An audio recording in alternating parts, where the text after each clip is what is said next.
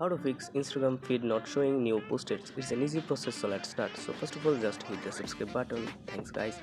So just click to the uh, Instagram app, and then if you don't see new posted from your friend, just click to the Instagram options, and then when you click to the Instagram option, you will see things that following. So just when you click to the following options, you can just see the following things. So after that, just go to the profile, and then you can see the followers list will be showing, and you can see the posted. So that's also options that you can see the following friends posted. So is in that case Instagram might be down. You can just check by through the clicking on the is Instagram down.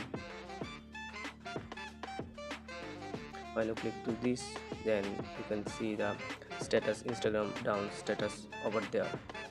So just click to the Instagram down options. After that, you can see the Instagram down or not. So that's the process I can fix this. So if this helps you, then don't forget to subscribe our channel for more informative